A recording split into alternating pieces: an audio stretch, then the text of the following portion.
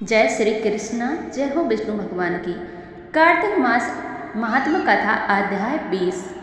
दोस्तों, आपने अगले भाग में 19वां भाग सुना। इसमें आपको 20वां भाग माँ शारदा की प्रेरणा ईश्वर साहे कार्तिक महात्मा सुनाओ ये 20वां अध्याय।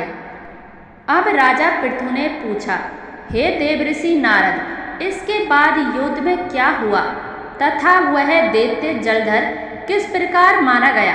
कृपया मुझे वह कथा सुनाइए।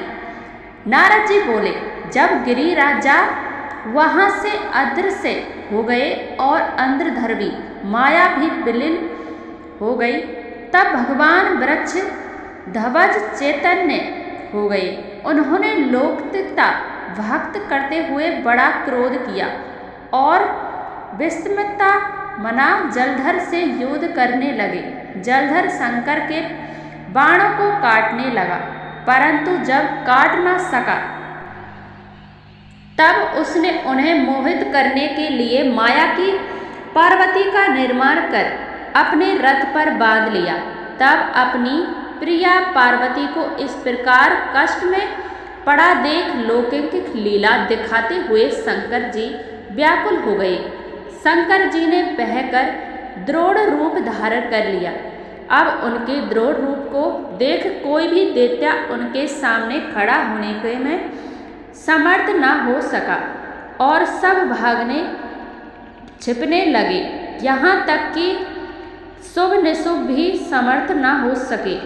शिवजी ने उन निशुभ को शाप देकर बड़ा धिक्कारा और कहा, तुम दोनों ने मेरा बड़ा अपराध किया है। तुम युद्ध से भागते हो, मारना पाप है। इससे मैं तुम्हें अब नहीं मारूंगा, परंतु गौरी तुमको अवश्य मारेगी। शिवजी के ऐसा कहने पर सागर पुत्र जलधर क्रोध से अग्नि के समान प्रज्वलित हो उठा।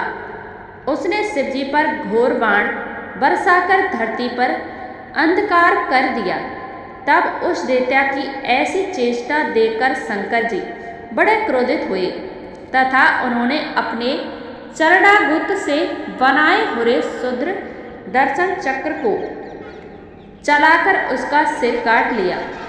एक प्रचंड शब्द के साथ उसका सिर पृथ्वी पर गिर पड़ा और अंजन पर्वत के समान उसके शरीर के 2 खंड हो गए। उसके रुधिर से संग्राम भूमि व्याप्त हो गई।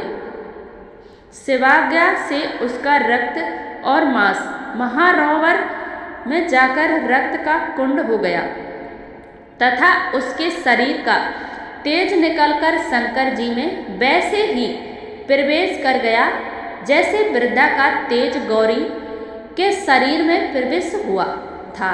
जलधर को मारा देव देवता और सब ग्रंथभद प्रसन्न हो गए। माँ शारदा की प्रेरणा ईश्वर सहाया। अगर आपको ये कथाएं पसंद है तो कृपया शेयर, लाइक या कमेंट जरूर करें। हमारे चैनल को सब्सक्राइब करें। धन्यवाद अपना कीमती वक्त देने के लिए। मिलते हैं अगले भाग में, तब तक के लिए धन्यवाद। जय हो विष्णु भगवान की, जय हो शिव शंकर भगवान की।